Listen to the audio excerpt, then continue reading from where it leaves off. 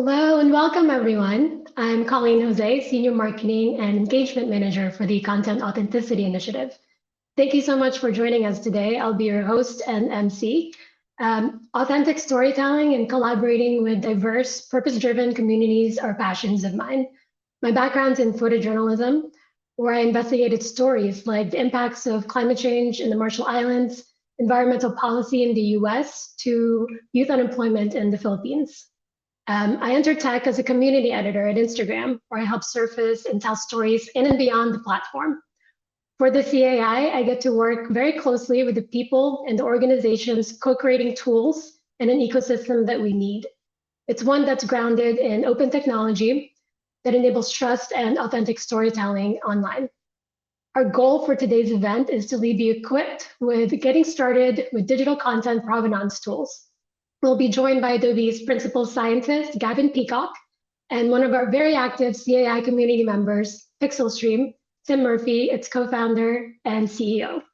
We'll take you through the CAI's open source tools while introducing the technical standard that it activates.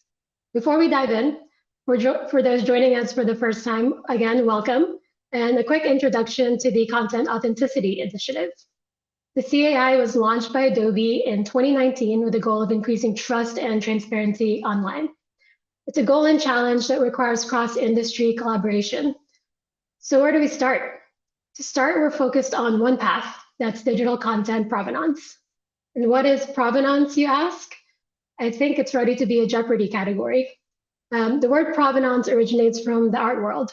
It refers to the history of ownership of artwork, who created it, when it was created, to its arrival in the museum collection.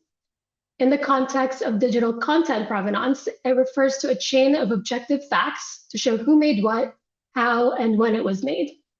Because each link in the chain is secure and bound to content, provenance cannot be altered without showing evidence of tampering. This provides context and that extra layer of transparency. And why does it matter? It's clear that we need trust signals, whether that's to identify synthetic media created or assisted with generative AI, or to provide a layer of creative transparency. Applications for digital content provenance are vast. It's obvious that it touches the creative industry, industries in healthcare, satellite imaging, insurance, education, and many more. At Adobe, we're starting with our creative products to enable creator attribution and authentic storytelling. Here you can see in Photoshop, you can enable a CAI feature, Content Credentials, which captures attribution details, edits, and history. You can turn on Content Credentials by default in Preferences. Just select History and Content Credentials. And in your workflow, in this case, after I made it to know in Giza, I'll export this file. I'll select Publish to Content Credentials Cloud, which adds data resilience and helps the content credentials information travel with the file wherever it goes. From the same content credentials panel, I can visit the CAI's Verify website to view provenance information. And you can do this by dragging or importing a file to Verify, which shows me the ingredients, including a file I licensed from Adobe Stock and edit history. Adobe Stock implements content credentials, which is why you could see Adobe Stock here. How content credentials and digital provenance shows up in the world, like in these images these tourists might post on social media later, is made possible with the CAI's free open source tools. These tools help developers integrate provenance into websites, apps, services, and at the hardware level. So if you're joining us for the first time, you've come to the right place. We'll get to the important part, getting started with the tools very shortly. The CAI's open source tools activate a technical standard, one that's developed by the Coalition for Content Provenance and Authenticity, also known as C2PA. The C2PA is a consortium of around 50 companies within the Linux Foundation. The C2PA lays out the technical underpinnings of trust, using chains of tamper-evident objective facts and digital signatures. A lot's happened since the CAI launched in late 2019. Last year, we focused on foundation building. We announced an exciting milestone with Leica and Nikon, implementing provenance tech at the point of capture, starting with digital imagery.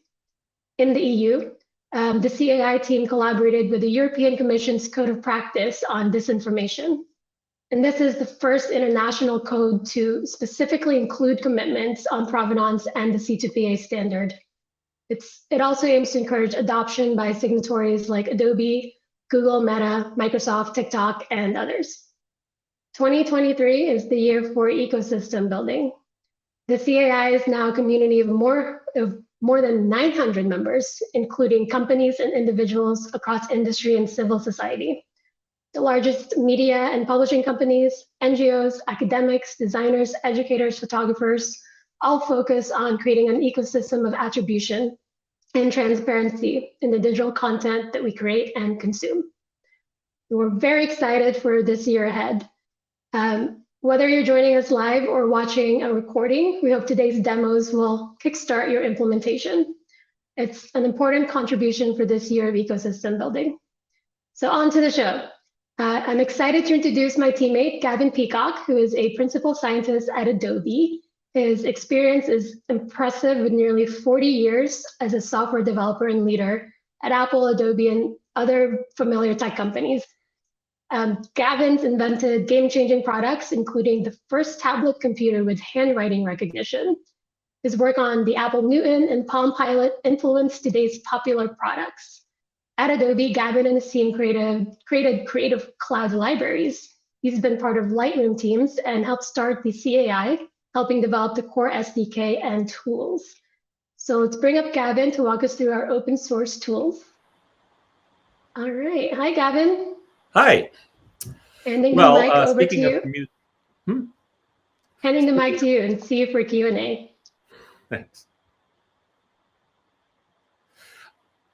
Speaking of museum relics, here I am. I'm here to tell you about the Content Authenticity Initiative open source tools. We developed these tools while the C2PA specification was still in development so that we could get them to you as soon as we possibly could.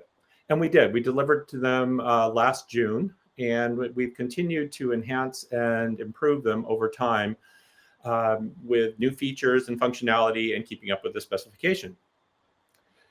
But before I dive into these tools, I need to introduce some terms that we use to talk about it, because whenever you create something new, you need a new language to deal with it. So first, assertions. You'll hear about that a lot. An assertion is any statement about an asset.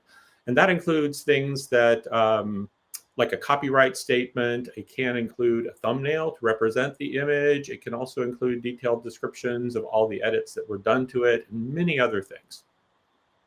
And there's a series of standard assertions that are defined by the specification, and also custom ones you can create on your own. An ingredient is what we call any part of an asset, anything that was used to make the asset in general, that was brought in from another source. So for instance, if you open a document and you edit it and then you close it, that thing you opened is a parent ingredient in our terminology, and anything else you might have added to the image of other assets you brought in would be ingredients. A manifest is when we take those assertions and those ingredients and some other information about the file at hand, and we bind it digitally to that asset by hashing it. And so we have everything, all the information collected, and then we sign that into this packet of information, and that is what we call a manifest. And you can have multiple signatures added to this manifest over a period of added to your asset over a period of time. And so these become a collection, a series of edits, or even the other ingredients that you brought in may have their own trail, and it becomes a tree of manifests. And that's what we call a manifest store. It's the collection of all of those.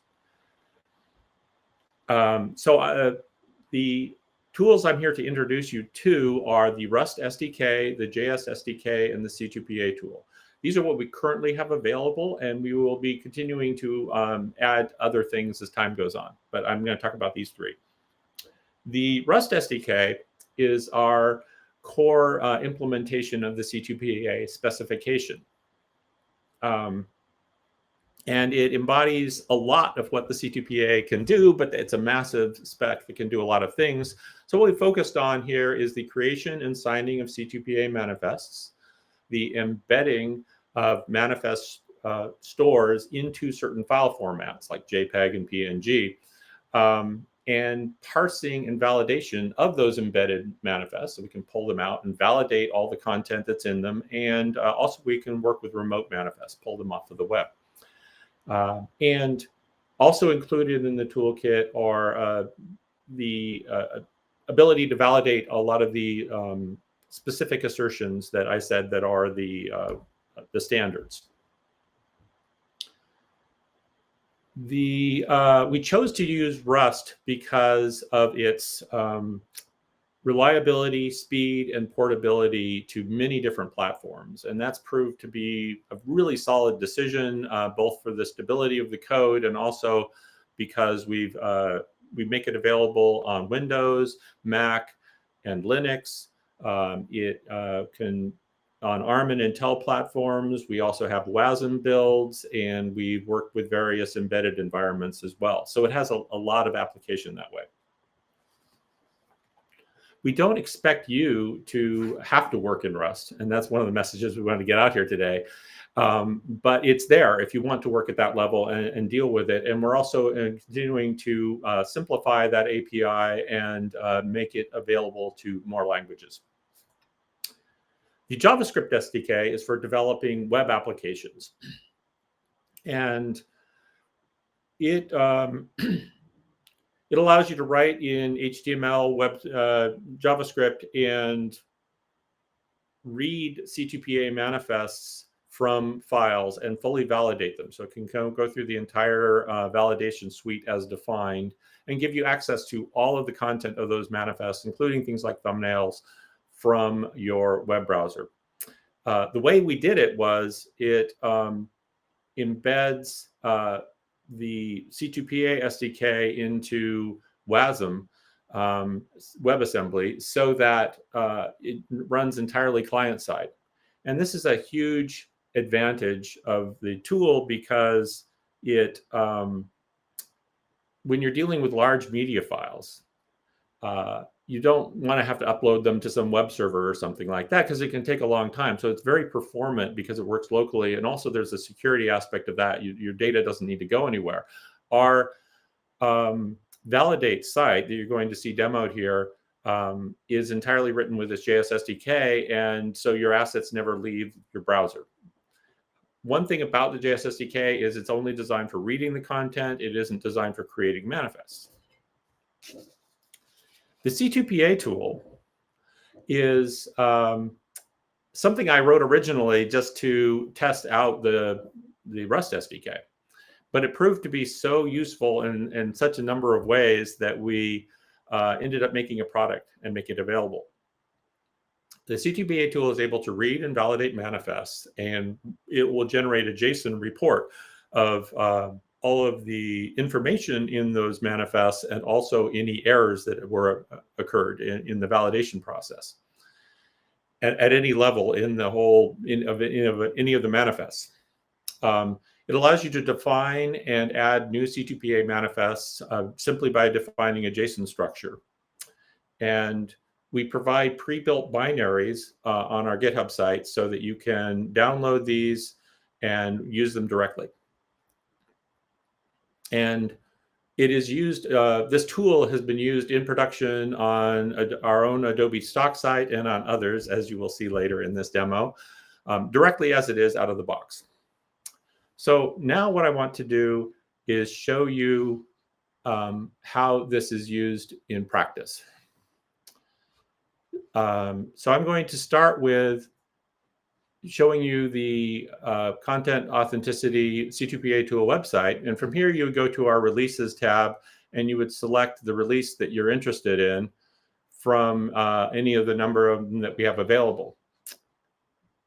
And I've downloaded the C2PA Mac Universal build here and into my folder. And I'm going to unzip that, open it up, and inside we have the C2PA tool binary, readmes, and a set of sample files. Now what I'm going to do is I'm going to duplicate this image here. That's just a sample plain JPEG image. I'm going to rename it to image 2.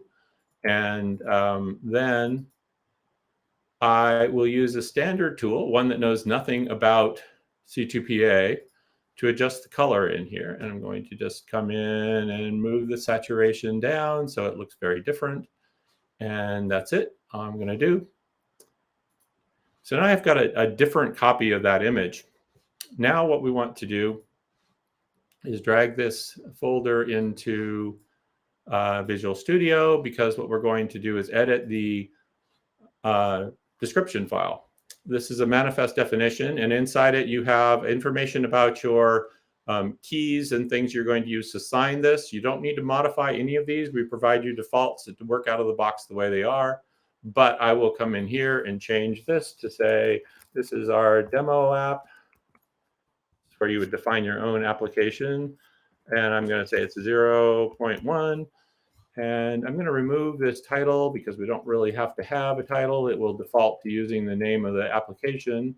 Under here, we have a creative work assertion, and in it, there's an author field. And I'm going to say this is by me. And then I'm going to scroll down a bit. And we have a C2PA actions field. And here, I'm going to change this action from being opened to color adjustments, because what we did, as you saw, but just before, is we adjusted the color, right? We changed the look of the image. There's some other information in here that we don't really need, so I'm just going to delete this bit about the metadata. This is just part of the example code.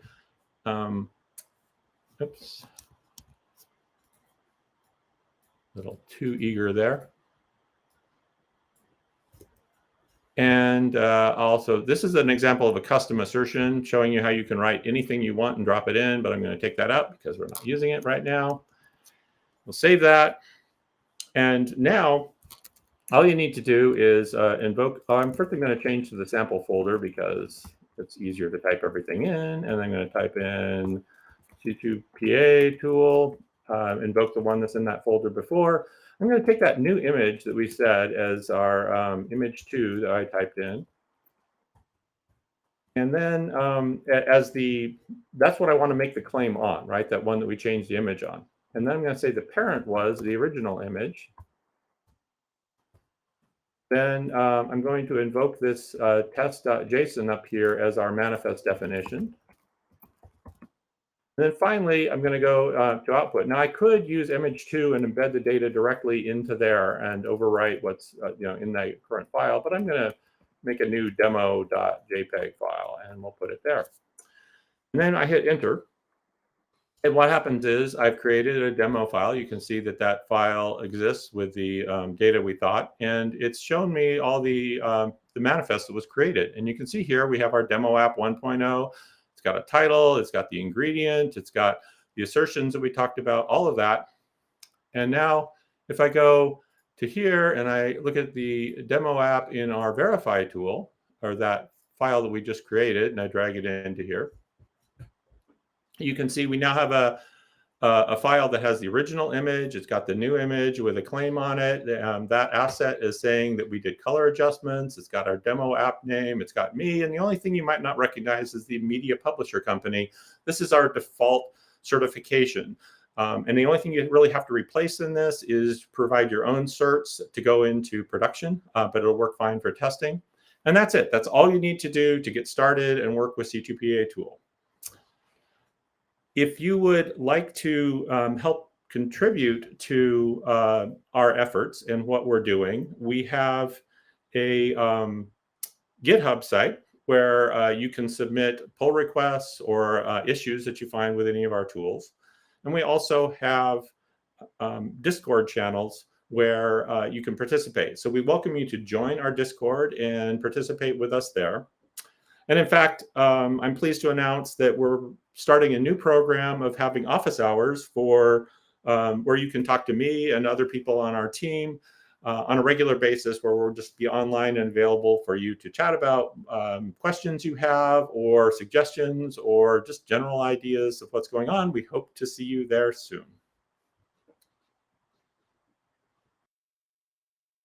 Amazing. Thank you so much, Gavin. That was a great overview of the open source tools. Gavin's going to rejoin us for Q&A at the end. So thanks for your questions so far. Please ask more. We'll be sure to address them at the end. So now, seeing these open source tools in the wild in action for a community showcase with Tim Murphy, the co-founder of Pixelstream. I'm excited to introduce Tim. Tim co-founded Pixelstream, a provenance-based image sharing and delivery platform. He'll show us the CAI open source tools in action and exciting products that he's building with it. Tim's an active CAI community member. I had the pleasure of meeting him and his co-founder Aaron at Adobe Max last year. Before Pixelstream, Tim's work included building a browser-based real-time platform for designer and developer collaboration and creating custom t-shirt design software. He owned a printing company for more than 15 years, where he also led production. Great, let's bring up Tim.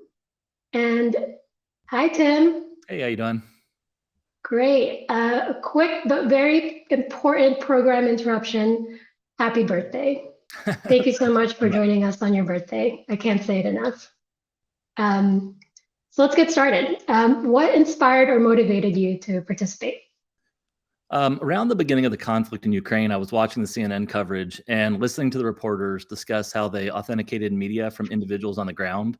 And the process they described sounded really manual and involved making comparisons to other sources of imagery like Google Earth. It seemed subject to human error and also not scalable to the amount of media that individuals might be capturing.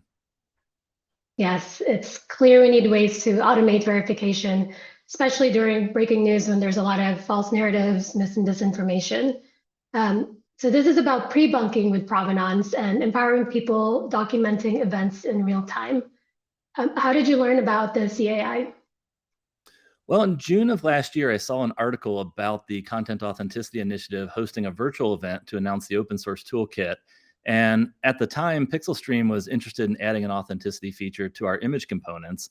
And I was really curious how CAI might be solving this problem. After attending the event, we were so inspired by the tools that were announced, we decided to pivot our platform to provide authenticity really as the foundation of Pixelstream. So I'm really excited to share with you today some of the work that we've been doing with the Content Authenticity Initiative open source tools and where Pixelstream is today. Great, thank you for that. I know you have a lot to go through, so handing the mic over to you. Hey everybody, my name is Tim Murphy and I'm a co-founder at a startup called Pixelstream. And today I'd like to talk about what Pixelstream is and some of the projects that we've already released and how we got started. I'm going to talk more about the C2PA tool that Gavin showed you, and we're going to take a closer look at the manifest definition file that gets passed to the C2PA tool. We'll also talk more about the creative work assertion and the C2PA actions assertion, and then I'm going to explain how this data shows up on the Adobe Verify site. I'll also go through how to get started displaying content credentials on your own website through the use of our AuthImage plugin, and then we'll explore how to display content credentials in an HTML and vanilla JavaScript only kind of environment. I hope everyone leaves this event with some ideas on how you'd like to use these tools in your own projects. So a little bit about my background. Before we started Pixelstream, I worked on a startup called Brook, which was a collaboration platform for designers and developers to create JavaScript UI components. One of the features in the Brook platform was an image studio that largely became the inspiration for Pixelstream. In terms of a programming background, mostly I write JavaScript now. Pixelstream uses Vue.js client-side and Node.js for our containerized services. And one thing I'd like to point out is that Rust isn't a language that I've historically spent a lot of time with. We'll talk about this more later, but spoiler, you don't need to be a Rust programmer to use the CAI open source tools.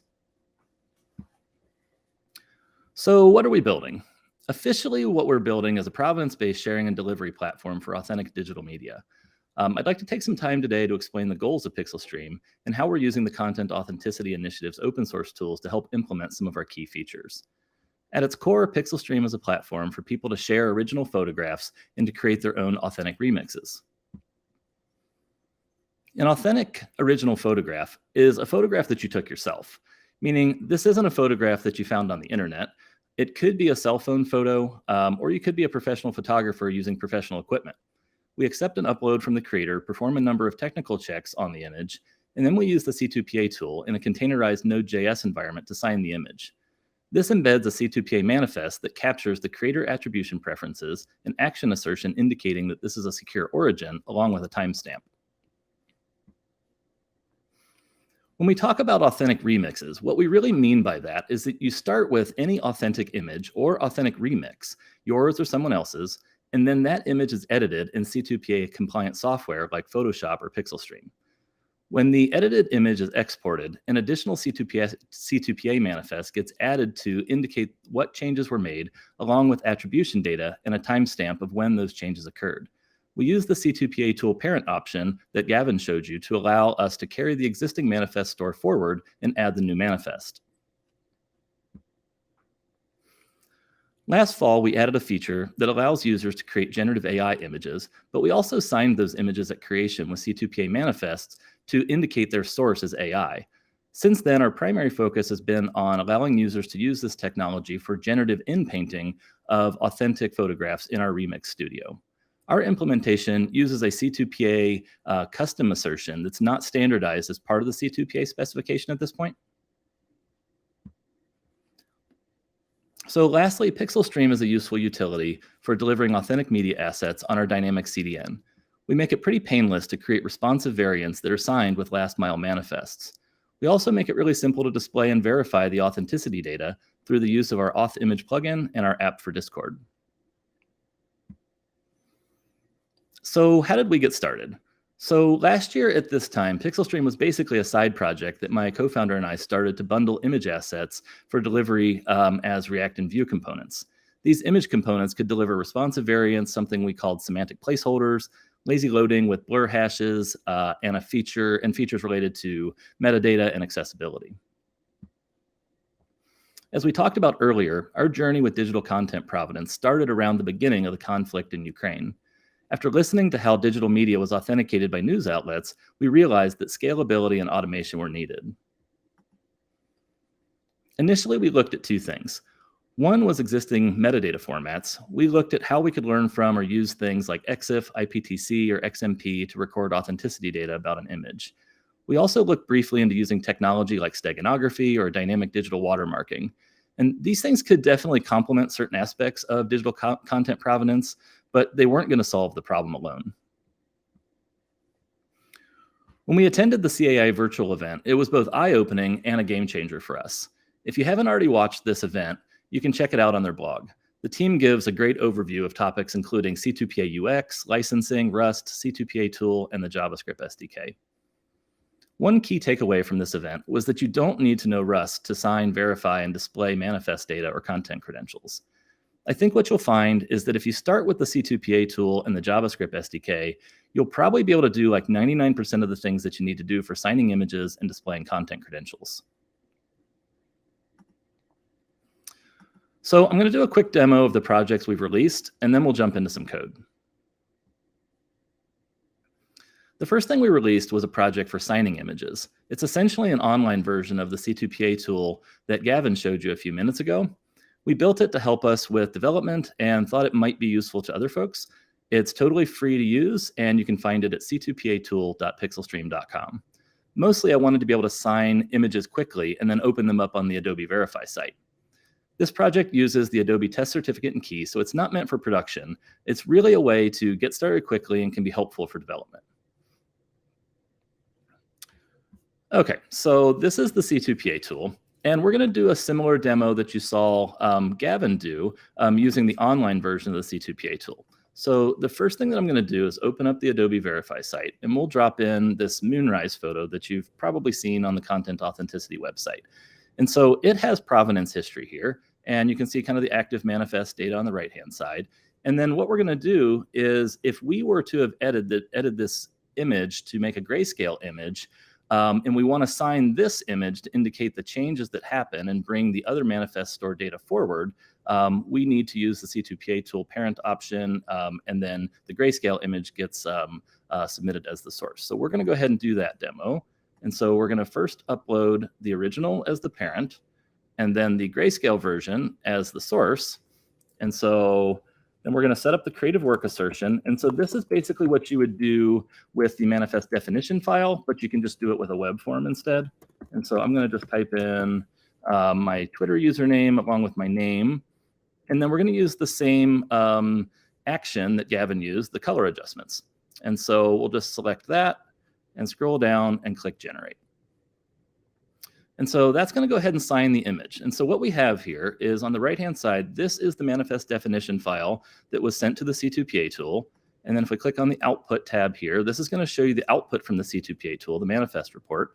And then if we click on Open Verify tool, this will go ahead and open that newly signed image on the Adobe Verify site. And you can see that this is where we started. And then this is the currently signed image that we just signed. So that's pretty much how the online C2PA tool works. It's fairly similar to the command line version. Next, let's look at how we would structure the actual command to do this. So it's basically just like what Gavin showed. The essential thing here, again, is that we use the P option in order to specify the parent ingredient. So that's right here. So this is the full color version, and then this one was the grayscaled version.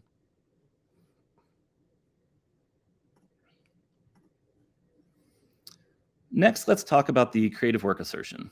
From the C2PA specification, schema.org provides a well-known and well-deployed set of types and metadata fields. One of the core types is creative work, which is intended to describe any representation of creative effort. This assertion allows an asserter to provide various pieces of information about the asset, including who they are and the date and time of publication. To create our assertion, we're going to provide a label and data. The label for a creative work assertion can be seen on the slide here, so it's right here.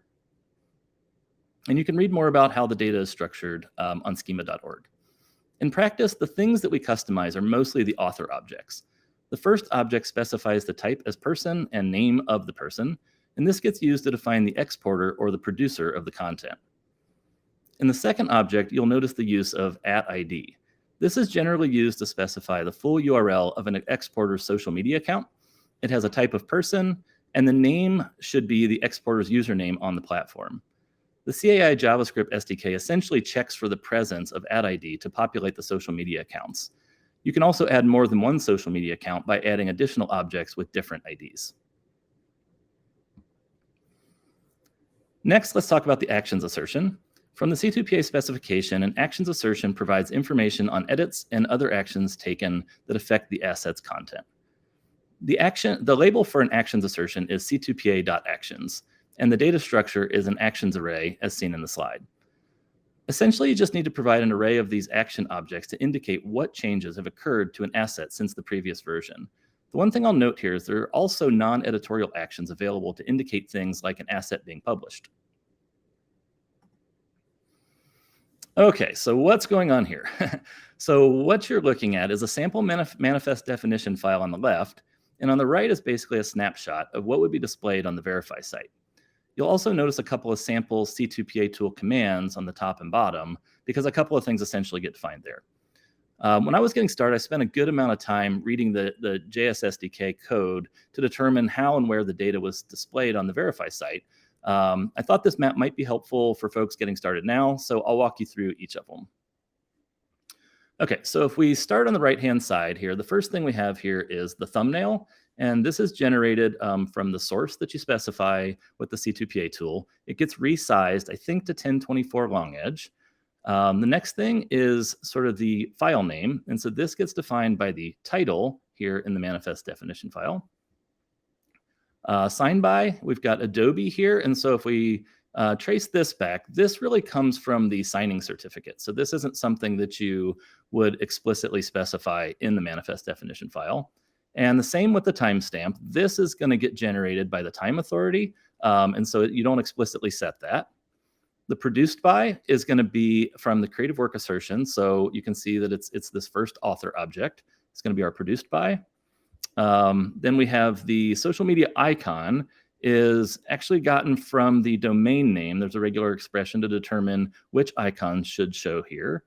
Then you have essentially the social media username. And so that's going to come from the name field here.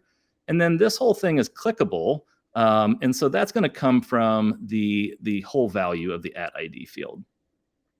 Where it says Adobe Photoshop here, that's going to come from your claim generator. So that's what will show up there. And then edits and activities essentially comes from your actions assertion. So this array here, those actions are going to show up here along with a description. And then the last thing to talk about is the assets used, or ingredients. And so that can actually come from two places. So one, it could come from an ingredients array that you specify with the C2PA tool, or it could also come from using the parent option. And this would be generated kind of like the source, because a parent is also an ingredient. So that'll show up here as well. So hopefully this helps understand how the data from the manifest definition file shows up on the verify site. So we use the C2PA tool for signing images, and we just saw how to view this data on the verify site, but we needed to display this data on our site too. So the next thing we built was a Vue.js plugin for displaying content credentials. It's based on the CAI JavaScript SDK, and it's open source and MIT licensed. Right now it works with Vue 3 and Vite. We built this because we use Vue.js and needed to display images on our platform. We also needed it to handle responsive images using source set, and we wanted it to be keyboard accessible. Okay, so we'll jump in and do a quick demo of this. And really, we're just going to view it on our Pixelstream homepage. And so what we have here is some sample images, and each of them have this info icon on it. And so if you click on that, it's going to show the content credentials for each image. And you can scroll down, and you're going to see basically the same information that you saw on the Adobe Verify site. Down at the bottom, there's a button that says See More. We can actually open this on the Adobe Verify site to get more information, and it's a way of sort of doing third-party verification. So that's essentially the AuthImage plugin. So we can just click through these. So this would be a way to show that data on your website. And so here's our GitHub page for it. So there's install instructions. You can install it with npm. It's just npm install at Pixelstream /AuthImage. And then it's really just copying these 5 lines of code into your main.js file in a Vue project. So I was going to do a demo of that, but I'm actually going to take a minute and do a demo of using the JavaScript SDK to display content credentials without using any technology like bundlers, so like no Vite or Webpack, and no frameworks or libraries like Vue.js or React. We've had a couple of questions on the Discord about this, so I thought that made a little bit more sense. So what I'm going to do here is I have just a really basic page here. So we're just showing an image. I'll jump over to the code here. And so we just have an image tag showing that same moonrise image, and a couple of empty paragraph tags here, one for a producer field and one for edits. And then we have just some URLs to the to the libraries on the CDN. You can get these URLs from the Content Authenticity Initiative JavaScript SDK Quick Start page. The only thing I've done is I've changed the version number here. And the other thing I guess I want to point out before we get started is these version numbers all need to be the same. So just check that. You could also kind of just set up a variable for that if you wanted to. Okay, so the first thing that we're going to do here is we want to import our create C2PA function. So we will import this from the library above. Okay. And then the next thing that we want to do is we want to use that function to make our C2PA object. And so we're going to say await create C2PA. And we need to pass to this a configuration object. And the two things that we want to specify are the WASM source. So this is the WASM binary. And so we're getting this from above right here from the CDN. And then we need to specify the worker source. We'll also get from the CDN. So that's our web worker script. Okay, so that should give us a C2PA object. And now we're going to use that to read the manifest store from that image that we have displaying on the page. So we're going to use destructuring to access the manifest store. And we'll use the read method. And we're just going to copy and paste this URL So we're getting the content credentials from the exact same image. So we should have a manifest store now. And what we want from the manifest store is the active manifest. So this is kind of like what shows up on the right-hand side of the verify site. So we want the active manifest. And so we'll get that by saying manifest store. If we have one, we'll access the active manifest. Okay, and so then if we do have our active manifest, now we're going to try to get our producer and edits. So the first thing we're going to do is say const producer, but we want to use a selector method or function. And so we can import that. It's sort of a convenience function. And so we can say select producer and import that. And so we'll use that right here to select producer. And we'll just need to pass that an active manifest.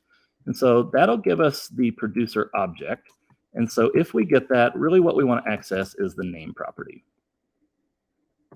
Okay, and so the next thing that we want is our edits and activities. So we'll say edits. And so in this case, what we're going to do is we're going to use another selector. So we need to import that too. And this one is called select edits and activity. Okay, so we'll use that, also pass it an active manifest, and that should give us our edits.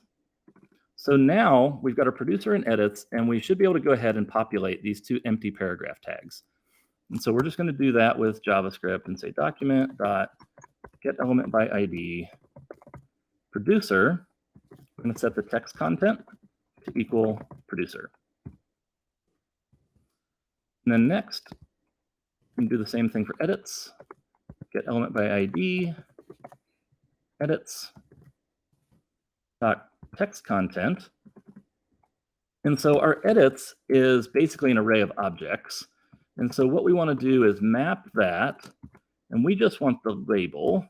So we'll say e.label. So now we should have an array of labels, and we'll just join that together with, say, a comma. Okay, so we'll save that, and that should be what we need to do. If we come back here and give it a refresh, okay, and there we have it. So this is our produced by, and these are our 5 edits and activities, and these would be the same ones that you saw on the verify site. So we thought it'd be nice if there was a way to display provenance right where discussions are happening in real time. Discord also happens to be where the Content Authenticity Initiative hosts their community, so it made sense to start there. So we'll pull up Discord, and I just have a development server here.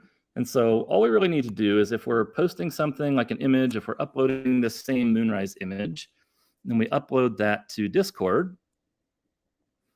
So what we have here is this is our post, and then the Discord app or bot reacted with the info icon reaction that says content credentials to let us know that there are content credentials on that image. And if we scroll down, it also replies with an embed that shows us mostly the same information you'd see in the AuthImage plugin or the Adobe Verify site. We have our title, signed by, timestamp, produced by, the edits. We have our thumbnail here, as well as the ingredients that we can flip through as well. And then just a note at the bottom letting us know that it's successfully validated.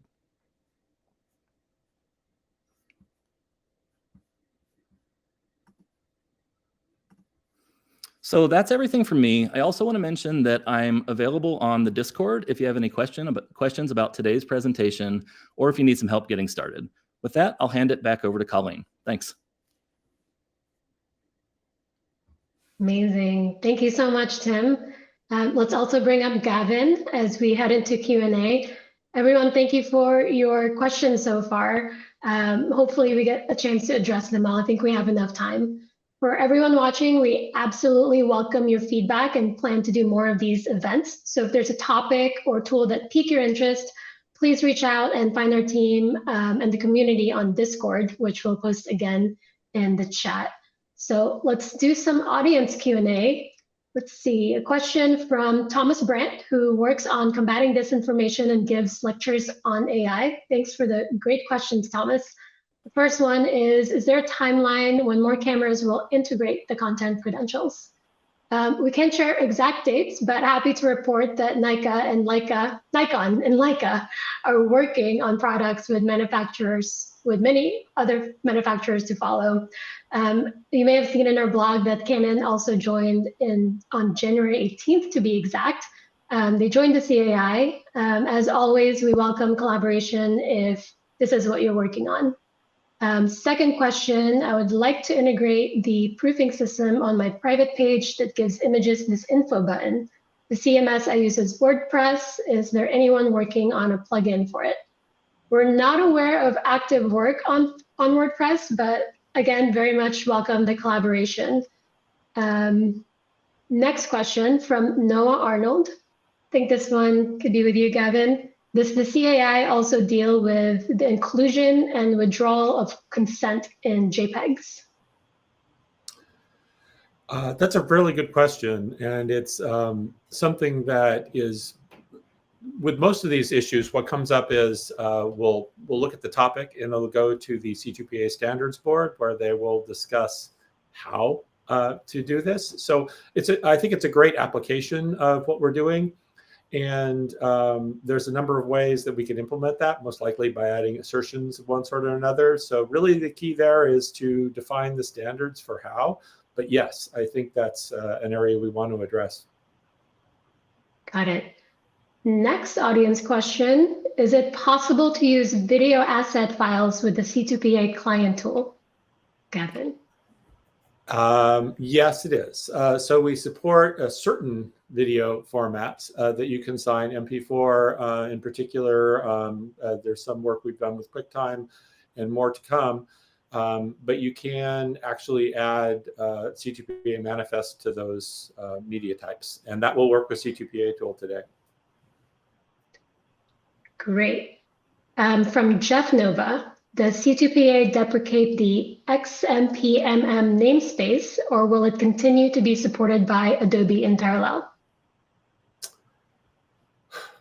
I don't know if it, as it deprecates anything at this point. It's more a matter of it provides a way to include that type of information. So we have standardized assertions that are a way to embed the same information into a C2PA manifest. And that way it's signed and can't be tampered with. Got it. I think we have a pretty important question around identity. Julie Ann James says, as a creator, most of this went over my head, likewise being an engagement and a photojournalist, but I understand it as a proof of process. I do wonder if there are any thoughts on identifying people beyond just social media IDs. They are not as reliable as one would wish them to be. Sounds for you, Gavin. Yes, I mean, I should point out that our goal with the social media IDs and what we do currently with the signing through tools like Photoshop is that we're actually tying those to a verified identity. And so in general, it's not just a matter of I stated this was me, as we actually have to go to the verify site in the same way that you would sign in through, Git or whatever, in order to validate that you are the person who owns those IDs. That being said, there's a whole world of identity that is being discussed, and we're trying to stay on top of that and adopt the latest standards as soon as they become standards in terms of secure digital identity. Sorry to be so lopsided with Gavin. Tim, what's next for your open source efforts? Yeah, so one of the things we actually just started work on, and so as somebody asked, so I'll go ahead and mention it. We just started work on a WordPress plugin. So someone had asked about that on the Discord a while back. And so that's something that we've been actively looking into over the last couple months. So we're hoping that we'll have a WordPress solution sometime this spring. Amazing. I'll look out for that date. I know you posted your newsletter or a QR code as well. We'll post that in Discord and in the show notes later. From Jeff Nova, are you working with metadata standards leads for, say, Plus, IPTC, etc.? I think that was for you, Gavin. Yeah, they are part of our C2PA organization, and we work directly with them in terms of incorporating those into the standard specification. There's standard ways of bringing all that forward, and we're closely associated. Excellent. Question from Kevin Kolbaki. Sorry if I mispronounced that. This is for Gavin. Kevin is a forensic document examiner who focuses on examining docs as opposed to images for evidence of alteration, manipulation, etc. Is there an intention to implement CAI tools into other Adobe products, in particular with respect to Acrobat and PDFs? I can't promise about specific products that Adobe is going to do, but we're definitely interested in expanding this into a wide range of Adobe products going forward, and certainly there'd be a lot of interest in that area. In terms of doing the forensics analysis, I applaud you. I think that that's a tremendous area to be working in, and hopefully we can continue to collaborate. Awesome. Gavin, I'm looking at my phone right now, so I can't help but ask, is there an SDK for mobile apps, and how can we build this into our iOS projects? We have done some work and have ported this to work on mobile phones, and are definitely looking to, in the future, provide that as an SDK that would be available. It's certainly doable. Also, I've got another repo work for the embedded camera efforts, where we've been working with them in terms of embedding tools that way. So yes, coming. Great, I'll wait for that one. Julie has a follow-up. As a creator, she perked up on the mention of protecting one's creation from AI collection. Is there an effort going on about that within Adobe? I can take that one. It's definitely a substantive topic, and one that would take us another community event to unpack, but we understand that it's important. And Adobe's uniquely positioned to do that. So we'll announce more soon, so stay tuned for that. Tim, are the tools you showed free? Yeah, absolutely. The online version of the C2PA tool is totally free to use. The AuthImage plugin is open source and MIT licensed, so you can install that right now, and that's free to use. And the Discord bot also is free to use. And if you want to install that, there's a link to do so in the CAI Discord. Excellent. Thanks, Tim. I think one last one. If there are more questions, please post them in chat. And if we don't get to them, join us on Discord where we'll continue the conversation. Gavin, last one for you. Does the CAI open source community influence the underlying spec? Oh, absolutely. All throughout the process, as I said, we were developing this code while the spec was being written. And so the feedback from the community and what they needed has come continually through back to the spec. Many members of CAI are members of the specification committee. So there's a lot of back and forth there. And if you have ideas and suggestions, things that you want in, please let us know. Please work with us and join us. Because that's what we're here for, is to develop this specification as a standard for the world and the future. Great. I like ending with the future. I want to thank our presenters, Tim and Gavin, one more time. Thank you so much again, Tim, for spending some of your birthday with us. To current and future collaborators who joined today, thank you for being part of this community. Again, we'll hold more events, so please let us know what you'd like to see more of. Any last words, Tim and Gavin? I just encourage you all to join and be a part of this effort. I think there's a lot of exciting energy behind it, and you can feel it. And the opportunity is now. We're here, and we're making this new thing happen. Absolutely. Yes. All right. Thank you, everyone. Bye for now.